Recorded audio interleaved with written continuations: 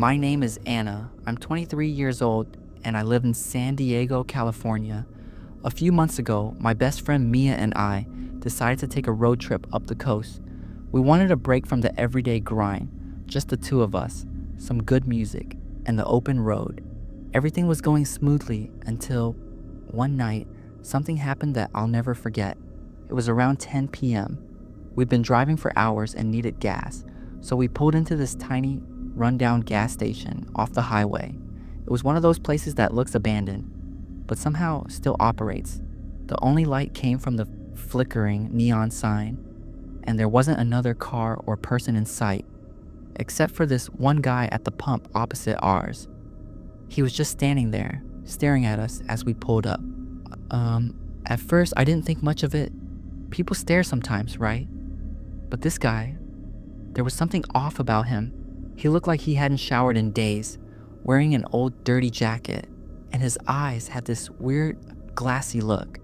As Mia started pumping the gas, I glanced over at him. He was still staring, but this time he gave me this slow, creepy grin. It wasn't friendly, it was more like he knew something we didn't. My stomach twisted, but I told myself to stop being paranoid.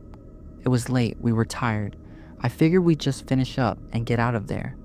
We paid for the gas and hit the road again, relieved to be back in the car and away from that guy. Mia and I joked about how weird he was, trying to shake off the uncomfortable feeling. About half an hour later, though, things took a turn.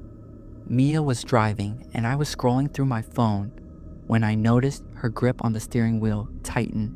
"Anna," she said, her voice tense, "look behind us." I glanced in the side mirror and saw a pair of headlights, closer than they should have been. The car was right on our tail, flashing its lights like it wanted us to pull over. "That guy," Mia whispered, "is the same guy from the gas station." My heart sank. I turned in my seat to get a better look, and sure enough, it was him. The same old beat-up car, the same dirty jacket. He was following us, getting closer and closer, his headlights blinding us through the rear view mirror. "What does he want?" I asked, trying to keep my voice steady, but I could feel the panic rising. Mia pressed down on the gas, trying to put some distance between us, but no matter how fast we went, he stayed right on our bumper, flashing his lights and swerving, like he was trying to run us off the road. We sped down the dark highway, my heart racing. Every turn feeling like a dead end. I kept looking back, expecting him to ram into us any second. Mia was gripping the wheel so tight her knuckles were white.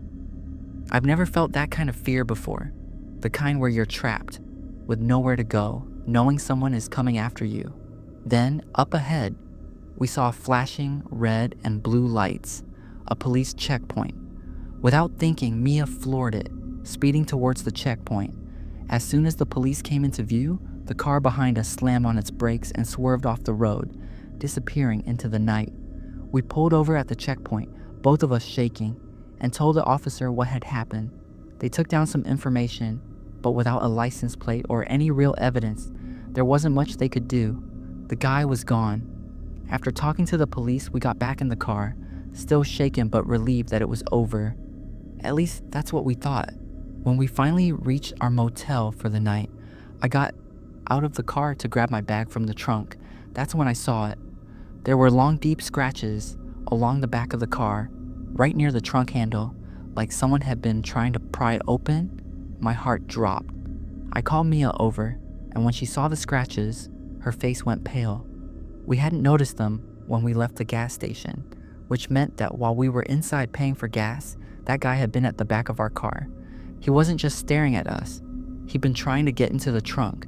The thought of what could have happened if we hadn't noticed him tailing us still keeps me up at night. We could have driven off with him hiding in the back, waiting for the right moment. I don't know what he was planning, but whatever it was, I'm grateful we never had to find out. To this day, I'm careful whenever I stop for gas, especially at night. You never know who might be watching or what they might be planning.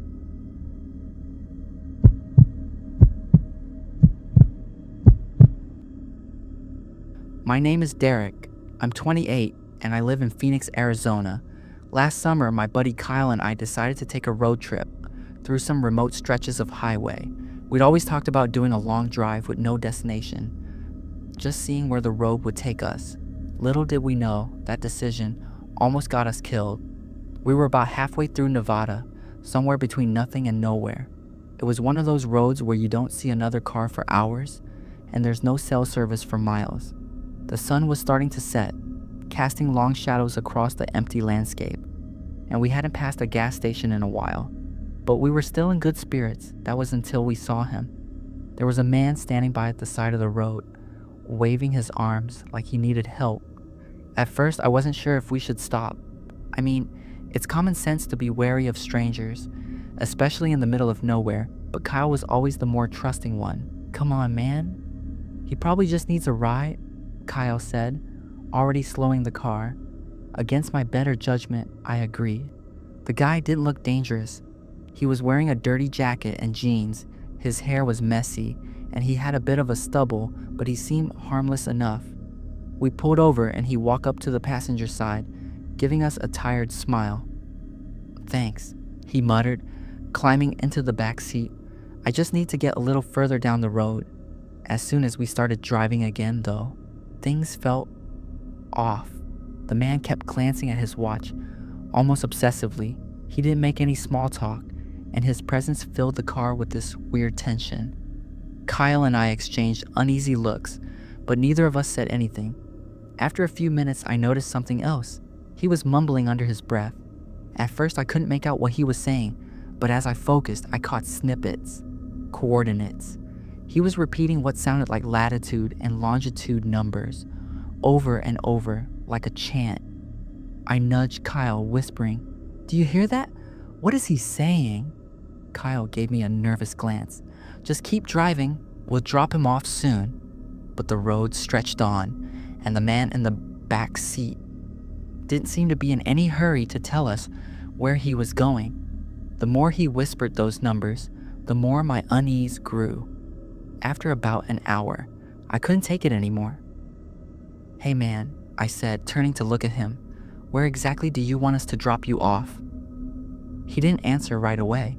Instead, he glanced at his watch again, then at the horizon.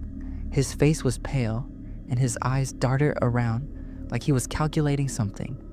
"It's better for all of us this way," he finally said, his voice low and cryptic.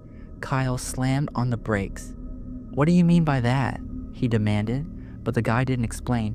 He just pointed out the window at the empty desert stretching out on either side. "Here," he said, "let me out here." We were in the middle of nowhere. No towns, no lights, nothing. I turned to Kyle, unsure what to do, but the man's expression had changed. There was something cold and serious in his eyes now. Neither of us wanted to argue with him. Kyle unlocked the door, and the man got out without another word. He didn't even look back as we pulled away, just walked off into the desert like he knew exactly where he was going. For a while, we drove in silence, both of us trying to shake the weird feeling that had settled over us. We didn't talk much after that, just wanted to get as far away from that place as possible. By the time we reached the next town, it was late, and we were exhausted. We found a motel and crashed for the night. The next morning, while we were grabbing coffee, I pulled out my phone and checked the news. That's when I saw it. A police report about a man wanted for a string of brutal murders in the area. His description matched the guy we'd picked up. The article said he was known for targeting people on deserted roads, and authorities believe he had been planning his next attack. Kyle and I sat there, speechless. We had been driving with a killer in the back seat, and we didn't even know it. I couldn't stop thinking about what he had said. "It's better for all of us this way." To this day, I wonder what he meant. Was he planning to kill us? Did he change his mind at the last second? Or was he waiting for something else to happen? Either way, we were lucky to walk away from that road trip alive.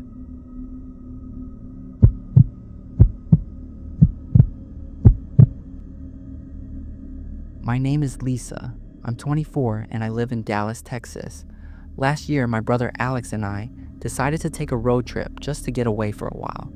We had no real plan, just the open road, a playlist of our favorite songs, and a cooler full of snacks. We were heading through a pretty remote part of New Mexico, when we pulled over at a rest area late at night to stretch our legs. That's when everything took a dark turn. The rest stop was almost deserted. There was just one dim streetlight flickering near the bathrooms, and the place felt abandoned. The only other vehicle around was this old, beat-up camper van parked a few spaces down from us. Its door was slightly open, and there were no lights on inside. It looked like it hadn't moved in years.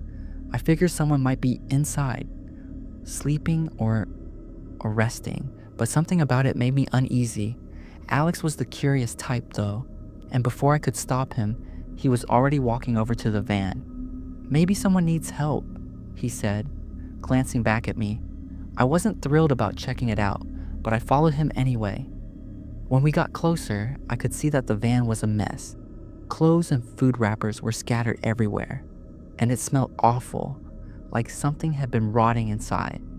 But what really caught my eye were the notes, dozens of crumpled pieces of paper shoved into the dashboard and taped to the walls. Each note had a name and a date written on it. Some of the dates went back years, others just a few months. My stomach twisted as I scanned the names, feeling like something was very wrong. Before we could even make sense of it, we heard footsteps crunching on the gravel behind us. Someone was coming. My heart dropped, and I turned around to see a man approaching, his face half hidden by the shadows. He was holding something in his hand, a shovel, and in the other, he was gripping a couple of large black bags. "Get away from there!" the man yelled, his voice harsh and angry. He was walking fast, and his eyes locked on us like he was ready to snap. Alex grabbed my arm, and we bolted. We didn't say a word as we sprinted back to our car, my heart pounding so hard I thought it might explode. I didn't dare look back, but I could hear the man's footsteps speeding up, like he was chasing us. We barely made it to the car before slamming the door shut and locking them. Alex floored the gas, and we peeled out of the rest stop, tires screeching on the pavement. As we sped down the highway, neither of us spoke for a few minutes, still trying to catch our breath. But then Alex broke the silence. "Did you see what he was holding?" he asked, his voice shaky. "Yeah," I whispered, my hands trembling on my lap. "A shovel. And those bags." We didn't need to say anything else. I knew we were both thinking the same thing. What the hell had we just stumbled onto? The whole drive back to Dallas. I couldn't shake the image of those notes in the van, the names, the dates. It wasn't until a few days later that the pieces finally clicked together.